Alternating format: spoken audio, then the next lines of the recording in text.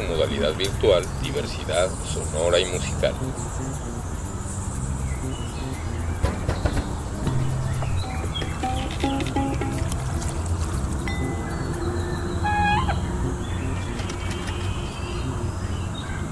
Capítulo 3. Diversidad de voces y lenguas. El doctor Fernando Nava López es investigador del Instituto de Investigaciones Antropológicas de la UNAM. Tiene licenciatura y maestría en lingüística, doctorado en antropología y también cuenta con estudios profesionales de música. Ha realizado investigaciones en musicología, etnomusicología, artes verbales, lingüística descriptiva, lingüística antropológica y derechos lingüísticos. Ha trabajado para la Fonoteca y el Archivo de Tradiciones Populares del Colegio de México, así como para el Instituto de Investigaciones Antropológicas de la UNAM. Cuenta con experiencia docente en diversas universidades públicas del país. Ocupó el cargo de secretario académico del Instituto de Investigaciones Antropológicas de la UNAM y en 2004 fue designado como director general del Instituto Nacional de Lenguas Indígenas, del cual es cofundador. Escuche con atención el mensaje que nos da. La diversidad de lenguas en México y la diversidad de compromisos de los mexicanos. Comienzo la exposición.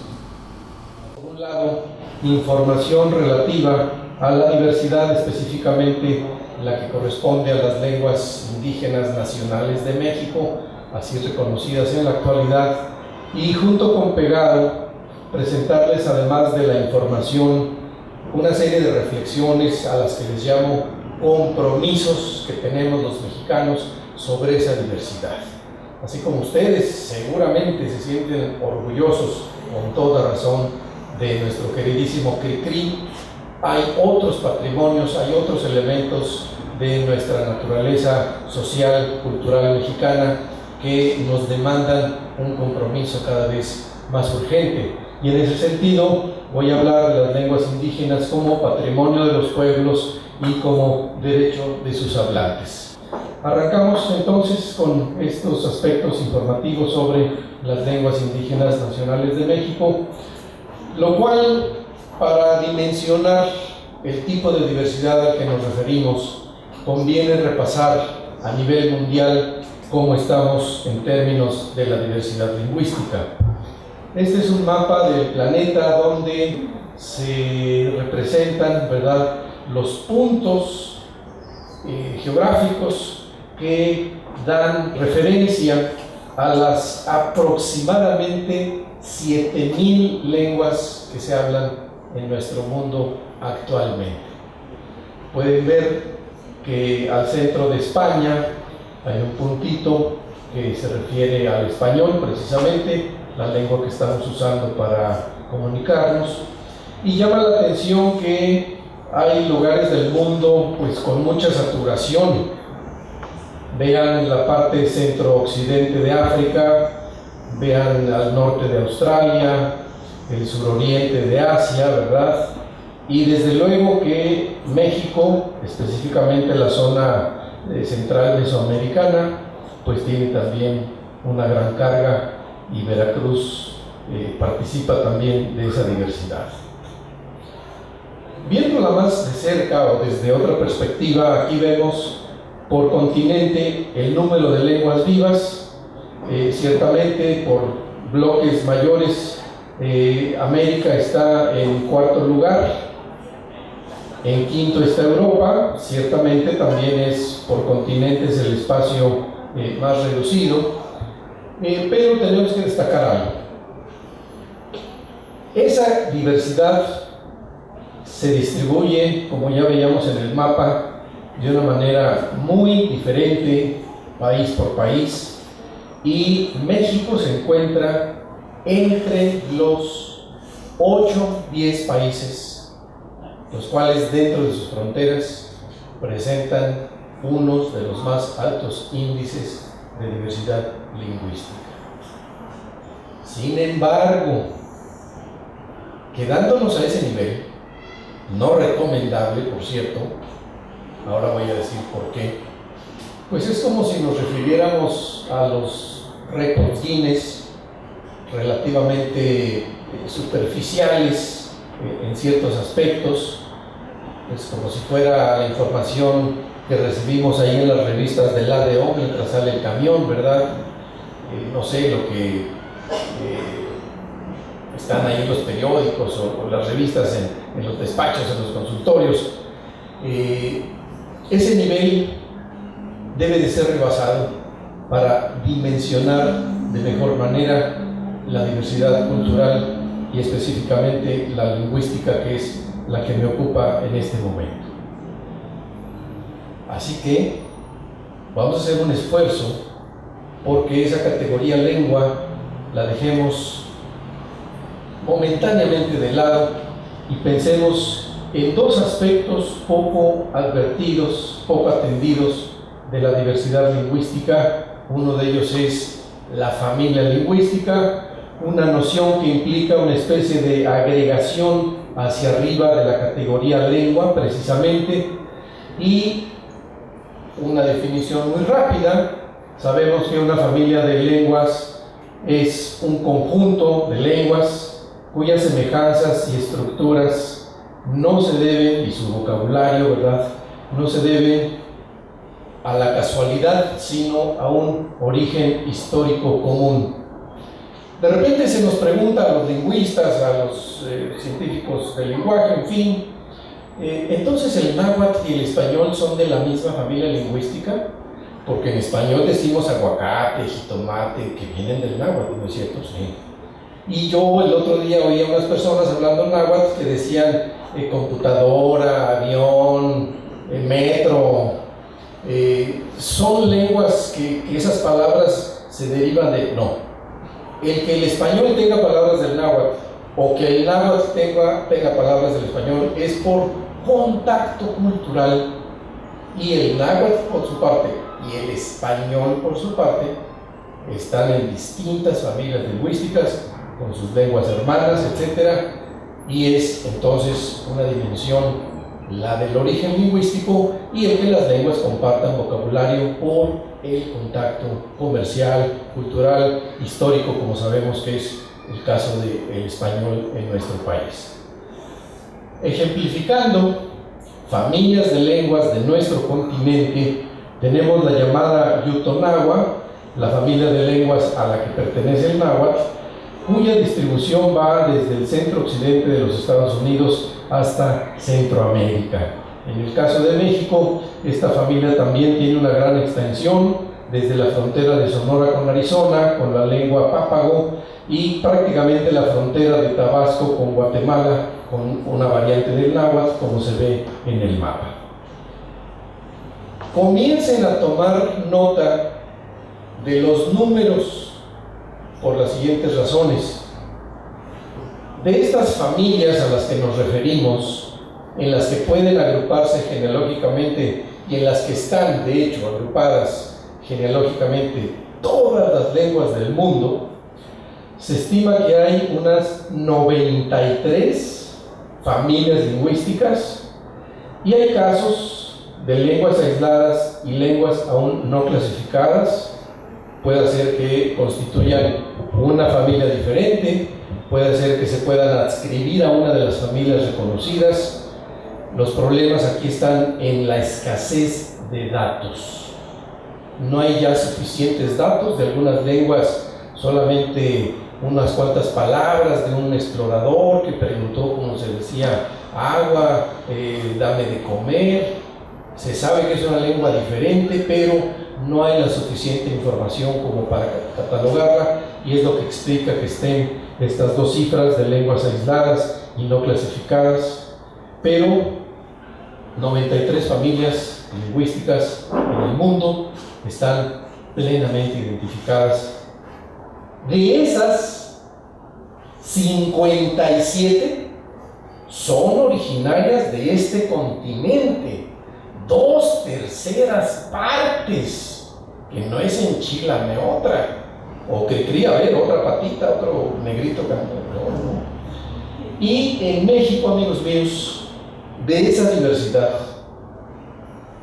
hay 11 familias lingüísticas representadas, algunas solamente presentes en el territorio nacional, y otras, como lo vimos en el mapa de la familia lingüística yuto-azteca, multinacionales hoy en día. Así es que una reflexión muy importante es que a nivel de las familias lingüísticas, ya vimos que por número de lenguas por continentes, América está debajo de Asia, de Oceanía, etcétera, pero a nivel de familia, que es otra dimensión de comparación, más profunda incluso que la de las lenguas, la mayoría del número de familias de todas las existentes está en este continente. Y este es el mapa de México, donde representamos con distintos colores las zonas donde se hablan las lenguas de estas 11 familias de origen indoamericano de nuestro país. Veracruz, como pueden ver, tiene el verde de la familia Yutonagua, tiene el rosa, digamos, de la familia Otomangue, la quinta en el mapa, ¿verdad? Se habla el otomí aquí en el estado de Veracruz, en Texcatepec. Tiene la lengua maya representada con el huasteco, tiene el totonaco tepegua con naranja en la zona del Golfo, y también en azul vemos representadas las lenguas mijezoques. Para tener una idea, amigos míos, del grado de diversidad y profundidad histórica, cultural, que significan las familias lingüísticas de nuestro país, consideren que todas las lenguas de Europa únicamente se adscriben genealógicamente a 5 familias, las que tiene Veracruz, que acabamos de mencionar. Veracruz tiene el mismo grado de diversidad lingüística a nivel de familia que el continente europeo. Y como Veracruz, el único estado que le compite aquí en México es Oaxaca. Son los 2 estados de nuestro país que tienen lenguas de 5 familias distintas. Y amigos, a nivel mundial eso no es ni enchilame otra, ni otra patita, ni otro negrito con columbé, ni mucho menos. Es una profundidad humana, es una experiencia histórica de la que se nos ha hablado muy poco, y en consecuencia tenemos muy pocas reflexiones sobre esas grandes dimensiones de nuestra propia realidad. Vayan tomando nota de los compromisos con eso de no es enchilame otra. Muy bien, así como hicimos un ejercicio para irnos hacia una agregación de lenguas, ahora vamos a hacer un ejercicio de una desagregación de lenguas en estos términos. La variante lingüística es un concepto para irnos hacia abajo de la categoría lengua, ¿sí? ¿Y a qué se refiere? A las variantes que sabemos que existen en muchas lenguas en el mismo español. Ustedes no necesitan ser lingüistas para darse cuenta que un costeño habla diferente a un norteño, que aquí en México hablamos diferente a los colombianos, a los argentinos, a las personas del centro de España, los madrileños. En España mismo hay variantes en la pronunciación, en el vocabulario. Ustedes saben, hay vocabulario peligroso.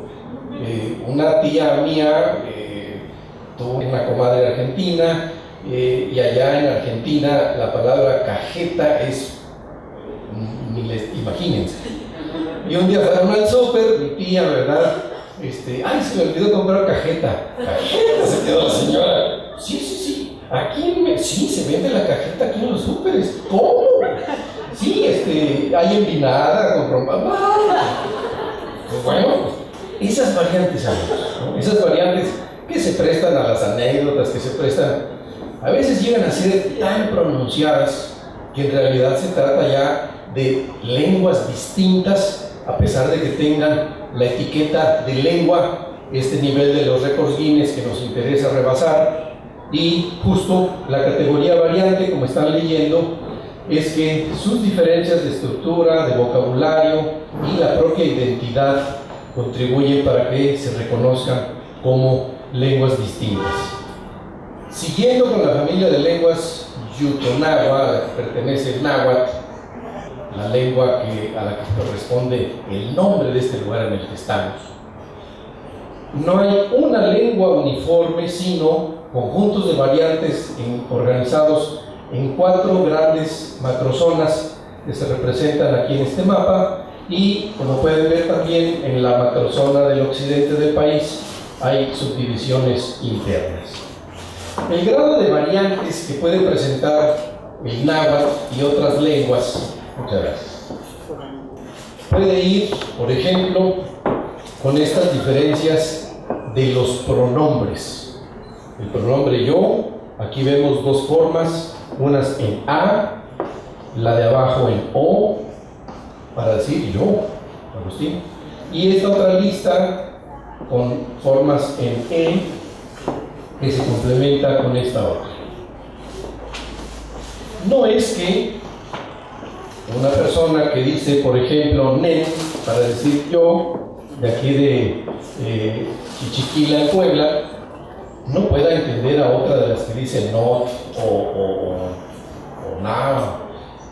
Si hay comprensión, cualquiera de nosotros que tenga la oportunidad de ir a Italia, por ejemplo, o quienes han ido, el tercer día ya pues, se pide de desayunar y hasta se consigue pareja, no sé.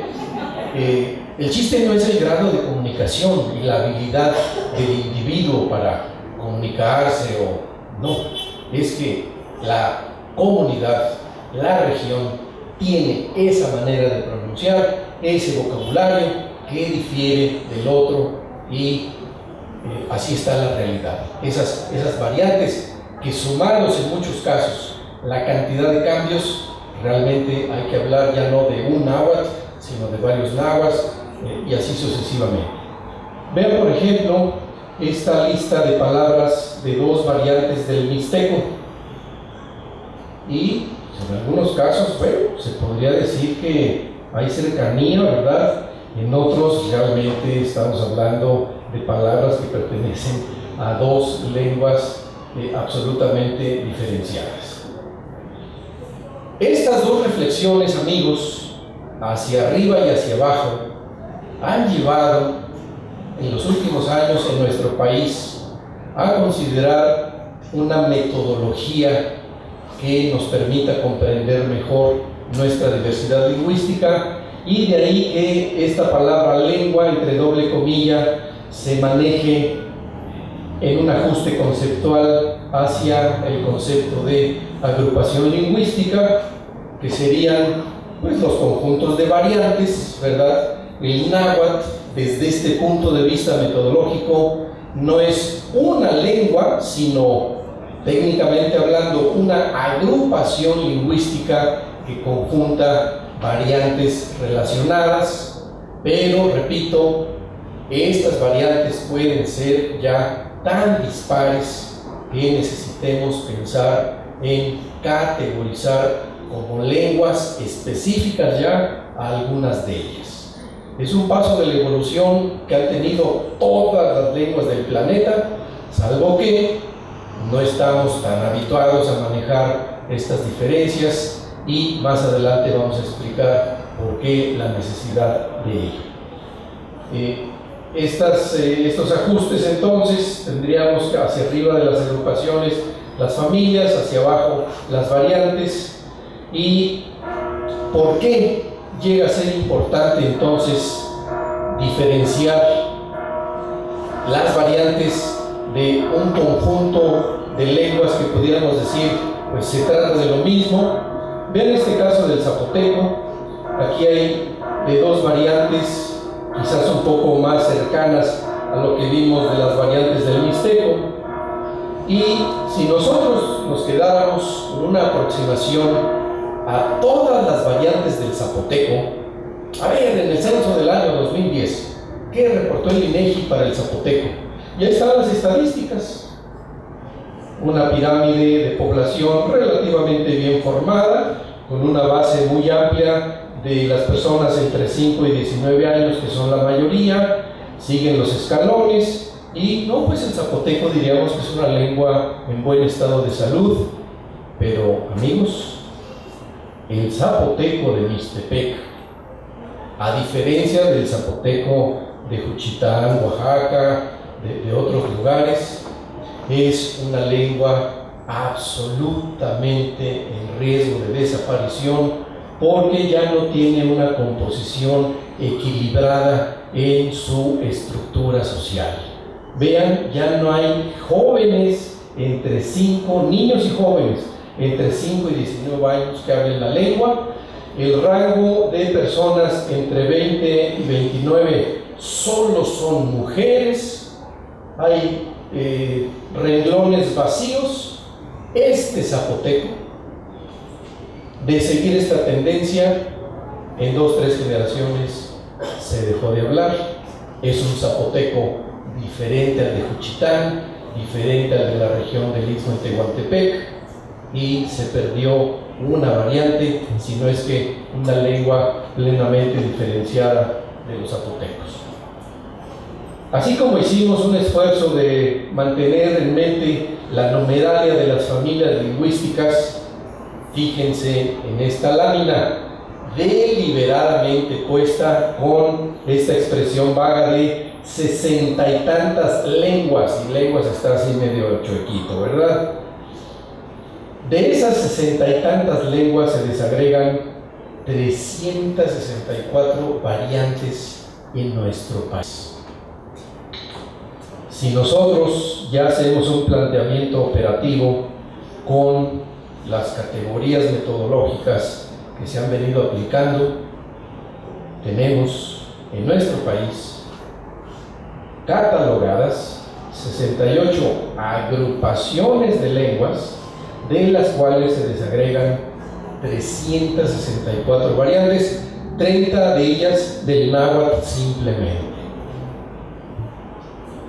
Y este es entonces el escenario informativo en resumen, donde de las 11 familias lingüísticas bajamos a 68 agrupaciones.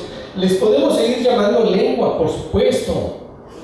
En los récords Guinness así es, y nadie se tira al vacío. Pero sepamos que a la hora que se dice que el chino es la lengua más hablada en el mundo, ahí hay una trampa. No hay un solo chino. Esa cifra, sí, son muchísimos. Esa cifra es de la suma de las lenguas chinas. El alemán, no hay un alemán, amigos míos, y posiblemente ustedes han tenido la experiencia directa. Las regiones alemanas tienen su propia variante y muchas veces no son comprensibles las variantes de una zona alemana frente a otra. En Italia pasa lo mismo, pero a esos niveles de diferenciación pocas veces nos acercamos, y es justo una intención de esta plática el hacer ver que tenemos la necesidad de comprender de mejor manera nuestra diversidad, y en esas cifras llegamos hasta el número bajo, grande, de la diversidad más finamente catalogada, que corresponde a 364 variantes. Una por año, amigos, una por día del año, prácticamente. Vamos a hacer un repaso para terminar esta parte informativa de las 11 familias, las agrupaciones, el número de agrupaciones que comporta cada una de ellas y el lugar aproximado de la República y sus estados donde éstas se hablan. Yendo de norte a sur, la primera familia que repasamos es la llamada álgica. La mayoría de estas lenguas se hablan del sur de Canadá, una buena franja de los Estados Unidos, hasta Coahuila en México. Una de estas lenguas se habla solamente en nuestro país, o agrupación, que es la Kikapú. La segunda familia ya la habíamos repasado en algún sentido, la Yotonagua, que comprende, les decía, el pápago, el yaqui, tarahumara, las 11 que están ahí, hasta el náhuatl, que también tiene una gran cobertura desde Durango, esquina con Nayarit, hasta Tabasco.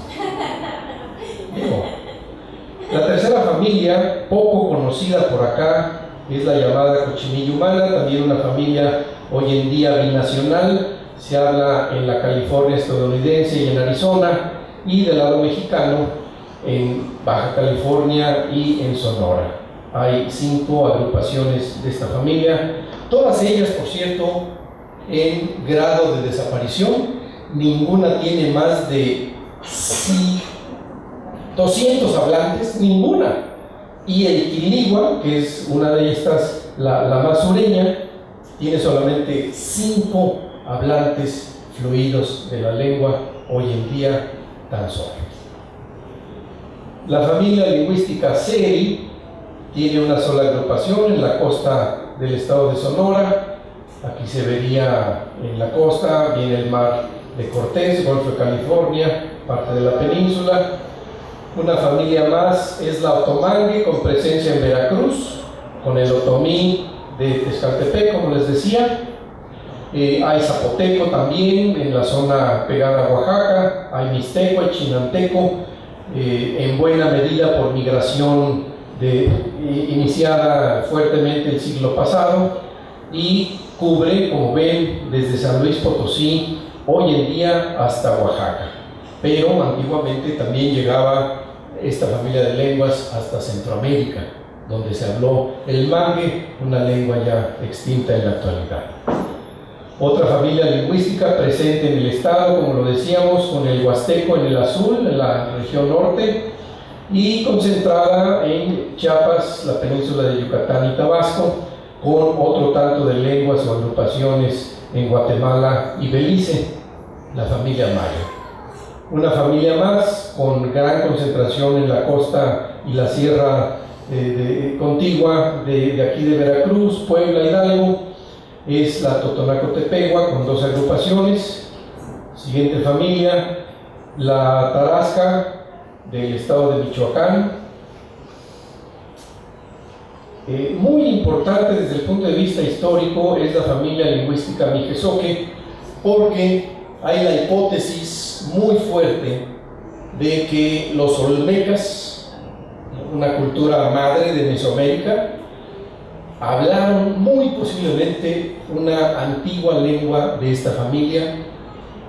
No sería ni necesariamente una variante o agrupación zoque contemporánea o mije, pero una lengua que históricamente se relacionara con estas que se hablan de la familia Mijezoque, y a ella pertenece el punto oscuro que ven relativamente aislado en Tabasco, que es el ayapaneco, la lengua mexicana, tal parece, en mayor riesgo de desaparición. La hablan solamente 2 ancianos, como yo comprenderé, y dada su historia de vida de estos 2 señores, pues cada quien nació, creció, están en la misma comunidad. Jalapa es muy chiquito, ¿verdad? La comunidad Ayapan, pero podemos decir que los señores pues, no se hablan y son los últimos hablantes, y es una situación realmente preocupante. Y repito, estos escenarios deben hacernos reflexionar y asumir otro tipo de compromisos, como el que generalmente no mostramos ante este tipo de realidad. Bien, la 11ª familia lingüística que estamos repasando es la Chontal de Oaxaca, con una sola agrupación en la costa del estado de este nombre, y finalmente la familia lingüística Guave, también de la región del Istmo de Tehuantepec. Esta fue, amigos, la parte informativa, donde posiblemente acaban ustedes de ver cosas que no habían visto a cierto detalle, a cierta profundidad, las más importantes de las cuales son saber que a nivel de las familias lingüísticas, nuestro país tiene una gran representatividad, y esto tiene importantes repercusiones históricas, sociales, culturales, que desconocemos la mayoría de los mexicanos, y por otro, que la categoría lengua como tal no es recomendable usarla para todos los usos posibles, en función de aspectos que vamos a subrayar en la siguiente parte, pero que inciden en una percepción más fina de la diversidad lingüística, no solo mexicana, sino de otros lugares del mundo. Pasamos ahora a nuestra segunda parte, hablando de esta diversidad de los compromisos, considerándola como patrimonio de los pueblos. Ya lo vimos, ¿verdad?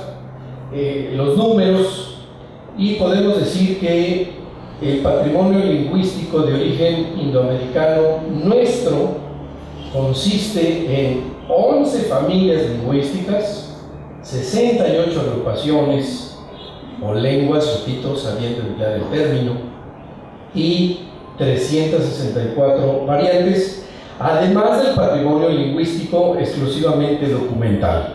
¿A qué me refiero con este patrimonio lingüístico documental? A los elementos que nos han llegado por la bibliografía de la época novohispana, antigua, como este manual para administrar los sacramentos en lenguas que se hablaron entre el río Bravo, aquí llamado Río Grande, ¿verdad?, Texas, y Querétaro, en la actual nomenclatura mexicana. Esas lenguas ya no se hablan. Aquí hay un patrimonio documental lingüístico.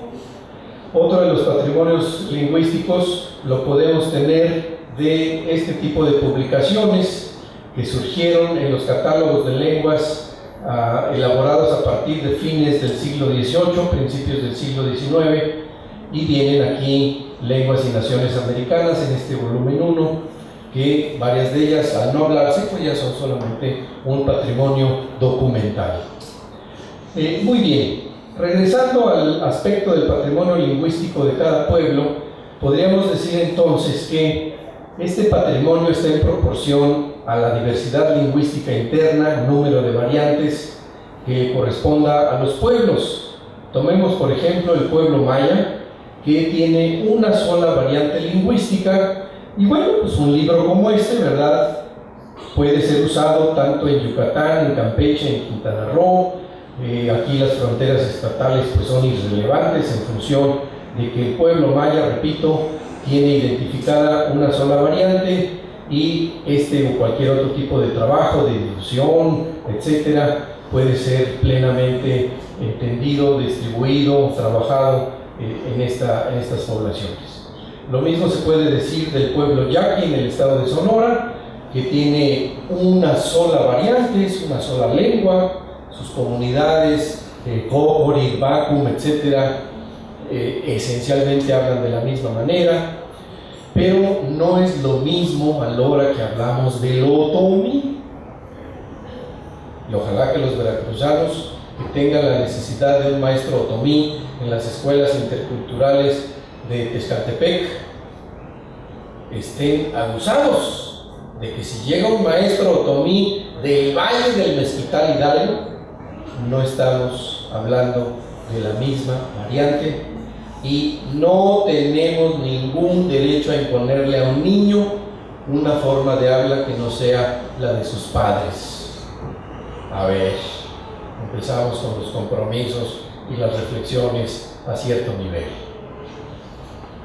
¿Ustedes se sentirían o se hubieran sentido a gusto de haber tenido no solamente un maestro italiano que les hablara en italiano, sino que los golpeara porque no le entienden a su forma de hablar, los reprobara, los humillara, los mutilara? A ese nivel hemos tenido vivencias en nuestro país, y en algún sentido las continuamos teniendo. El otomí, entonces, como pueblo, tiene 9 variantes. Parcialmente esto ha sido adoptado, ¿verdad? Ha impactado, ha habido respuesta en la Secretaría de Educación Pública. Digo parcialmente porque tenemos en efecto un libro de Ñañú de Hidalgo, diferente al del Estado de México, diferente al de Tolimán, Querétaro, pero aquí no está Tezcatepec, Veracruz, y no es una variante comparable con estas. Veracruz, reclame. Y si no sabe qué puerta tocar, yo le ayudo. Y si vamos saliendo de aquí, encantado. Ahí se está violando un derecho lingüístico. Bueno, no los estoy regañando, esto es más. Agustín, el pueblo náhuatl, igual. Si llegan aquí a Orizaba, de donde por cierto conozco a la maestra Lucía Tepoli, la directora de la Academia Veracruzana de las Lenguas Indígenas, siéntanse orgullosos de que una figura femenina de la talla de Lucía los representa a nivel estatal y formó parte, Lucía Tepoli, del Consejo Nacional del Instituto Nacional de Lenguas Indígenas, de manera que muchas razones, señores de aquí de Orizaba, para tener orgullo de sus valores, de las personas que han nacido en este entorno. Bien, siguiendo con las variantes, hay estudios, en fin, hay todo un conjunto de evidencias a partir de los cuales, amigos, no podemos decir que hay una lengua náhuatl, y en función de ese desconocimiento podemos estar violando o violamos derechos lingüísticos. El pueblo Popoluca, siguiendo en Veracruz, tiene un aspecto que hay que repasar con más calma, el de la distinción entre los Mije Popolucas y los Zoque Popolucas, y eso nos lleva pues a identificar un caso en revisión, en tanto que tenemos lenguas del pueblo popolocano del lado lingüísticamente Mije y lenguas del pueblo popolocano del lado lingüísticamente Zoque. Aquí está el Popoluca de Sayula, que es mijeano, el Popoluca de la Sierra, que es zoqueano, y otro de los zoqueanos que es el de Texistepec. Bien, también tenemos un patrimonio lingüístico en cierto modo documental, pero de los pueblos ya desaparecidos, pueblos que en algún sentido podemos todavía rastrear desde el punto de vista de la presencia social, diferentes de los que vimos de los santos sacramentos, y ahí ya no, los pueblos ya no están. ¿A qué me refiero con este patrimonio desaparecido de pueblos? Al diccionario de la lengua chiapaneca. Chiapas, como entidad de la República, debe su nombre a un pueblo indígena cuya lengua se le llamó también chiapaneca, que se extinguió a mediados del siglo pasado. Está retratado don Pedro Nucamendi con su tambor en Chiapa de Corzo, último hablante del chiapaneco. Entonces hay un pueblo chiapaneco, su lengua ya desapareció, hay cierta documentación, ¿verdad?, como un patrimonio documental de estos pueblos, y otro de estos ejemplos sería el caso del Huitlateco. Sus últimos hablantes murieron en los años 60 del siglo pasado, hace medio siglo. Se nos fueron de las manos, como parece que está a punto de írsenos el ayapaneco en Tabasco, el quiligua en Baja California, otros, y esto creo que nos demanda una postura distinta a la que hemos tenido, al menos predominantemente en la actualidad. Pasemos finalmente a estos compromisos sobre la diversidad, hablando explícitamente de los derechos de sus hablantes. Ya aludí al asunto, pero amigos, les comparto o les recuerdo que hace 9 años se promulgó la Ley General de Derechos Lingüísticos de los Pueblos Indígenas, y tiene entre sus articulados, por ejemplo, el reconocer a las lenguas indígenas como parte integrante del patrimonio cultural, esencialmente lo que vimos hasta antes de esta pausa que hacemos de la última parte de mi presentación. En su artículo 4 equipara esta ley a las lenguas indígenas y al español como lenguas nacionales. Quizás como varios de ustedes, yo en algún momento creí que el español en México era la lengua oficial. Eso es falso. No hay ningún documento, ninguna ley, ningún decreto que establezca la oficialidad del español sobre una otra lengua que se hable en nuestro país. Quien así lo crea, entérese de que ha estado viviendo en un error. Lo que sí hay es una ley que tiene 9 años que reconoce equitativamente al español y a las lenguas indígenas como lenguas nacionales por el origen histórico y la validez equitativa en los textos, en los contextos o situaciones, territorios donde se hable. Vienen otros artículos, no vamos a repasar la ley, por supuesto, que se refieren a la equidad, justamente, la validez de las lenguas al igual del español para cualquier asunto o trámite.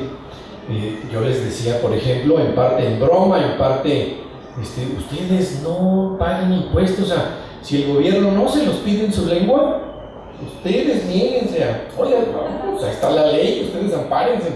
Bueno, eso nos correspondería hacer, pedir que las instituciones nos atiendan de acuerdo a nuestras características socioculturales y no lo hacemos. Vamos a dar unos ejemplos. Pues está aquí el purépecha, como pudo haber estado el náhuatl, el popoluca, ¿verdad? Ejemplos en lo que respecta a cumplir derechos, atender áreas de la atención pública en la lengua indígena correspondiente. Y aquí vemos, por ejemplo, el que el purépecha pudiera atenderse, o cualquier lengua, ¿verdad? Vamos, la población hablando de purépecha, cualquier lengua, en el ámbito de la salud, para lo cual, pues por fortuna, ha habido avances en la Secretaría de Salud para abrirse a la interculturalidad en este espacio. Tenemos también la posibilidad o la necesidad de participar más haciendo valer el derecho a los intérpretes y traductores en el ámbito de la justicia, para lo cual trabajan varias instituciones en llevar los debidos procesos, y tenemos publicaciones, por ejemplo, de la academia desde el punto de vista de los juristas, de los legisladores. Esta es una publicación del Instituto de Investigaciones Jurídicas de la UNAM y otras instituciones relativa a los derechos de los pueblos originarios, afroamericanos, migrantes, etc. Tenemos reportes de agrupaciones de traductores, de asesores sobre los estados que guardan los derechos lingüísticos en el ámbito de procuración y administración de justicia para el caso de Oaxaca. Publicaciones, ¿verdad?, que están socializando los derechos de la población indígena, incluidos o destacando los lingüísticos, como es esta publicación que está en la pantalla. También en el ámbito de la educación, pues corresponde hacer toda una reforma a los materiales que, si bien cubren parcialmente la educación en lengua indígena en las escuelas del subsistema de educación indígena, pues no atienden plenamente la educación en todo el amplio sentido de la palabra a las respectivas poblaciones. Hay antecedentes de esto. Por ejemplo, aludimos aquí a un proyecto que se echó a andar en Michoacán a fines de los 30, principios de los 40, capitaneado por Mauricio Suárez, un gran lingüista. Esto es un ejemplo de lo que ya el uso de la lengua se comenzó a canalizar para atender cuestiones de atención pública a la población indígena en su lengua. Esto iba muy bien, pero ¿qué creen que se atravesó a este proyecto?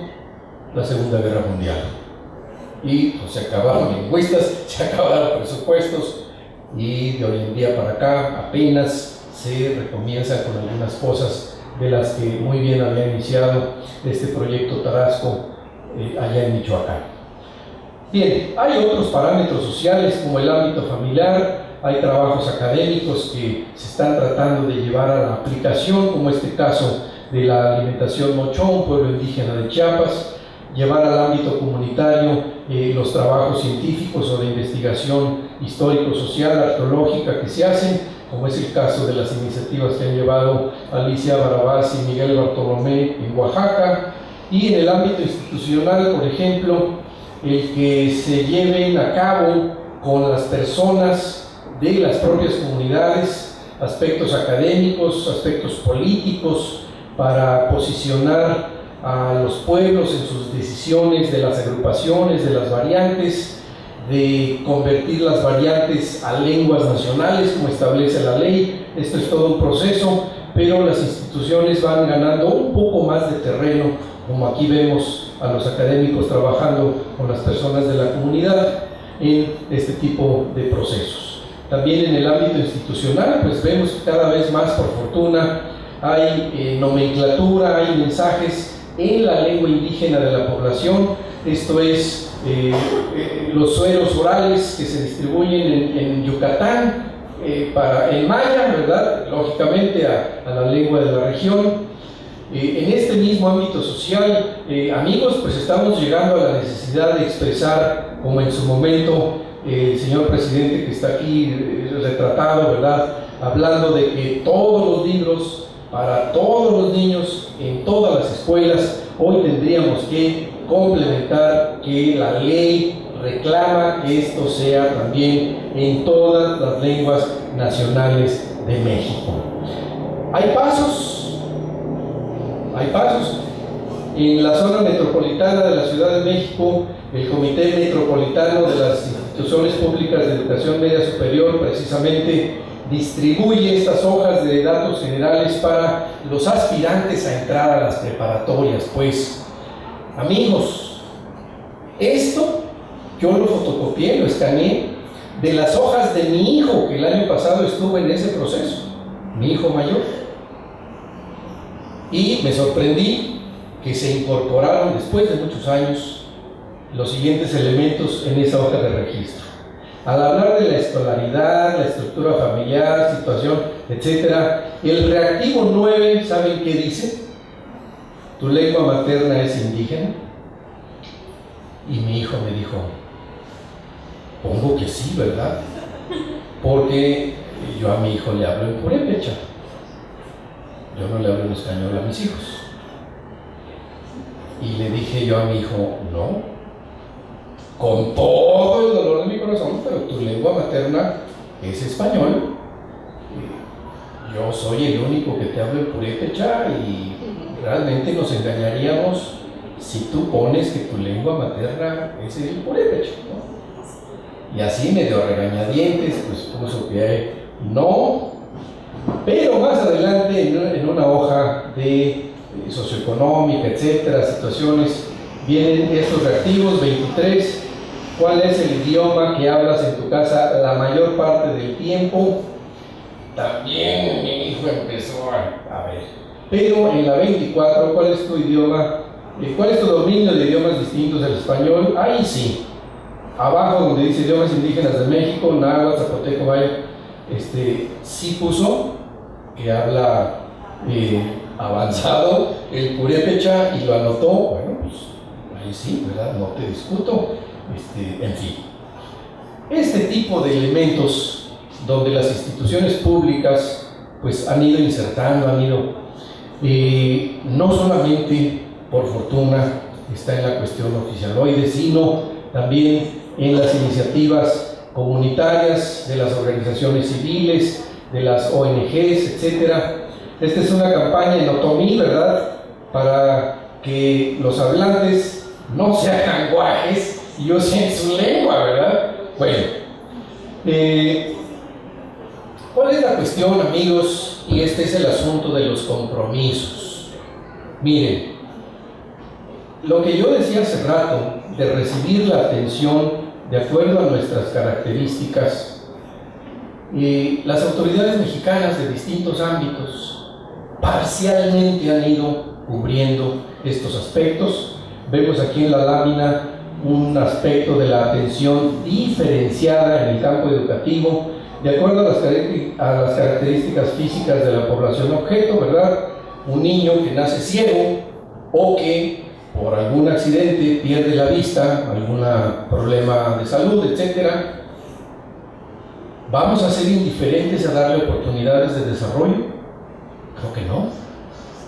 Y haríamos lo posible porque ese niño, por el sistema Braille, entre otros, tuviera acceso a una capacitación, a una educación, a un desarrollo. Esa es una característica física de un sector de la población. Pero en la población no nos caracterizamos solamente por cuestiones físicas o sexuales. Parece mentira, pero en este rango insertamos la reflexión de baños distintos para hombres, de baños distintos para mujeres. ¿Para qué le pondrían mingitorios a los baños de mujeres, por ejemplo? ¿O qué pasaría si en los baños de los hombres no hubiera mingitorios? Más desperdicio de agua, más desperdicio de agua, entre otras cosas. Las rampas para los que ya estamos medio rocaillos, y así sucesivamente, los aspectos físicos, los aspectos de las preferencias religiosas, de las preferencias sexuales, que parece que ganan más rápido terreno que otros, y el de las diferencias lingüísticas, que pocas veces han tenido la respectiva presencia. Y bueno, pues para ir cerrando, estas acciones donde las lenguas se consideran por su valor patrimonial, etcétera, con enfoques como la interculturalidad, comienzan no solamente a dirigirse a la población indígena, sino a la sociedad en su conjunto.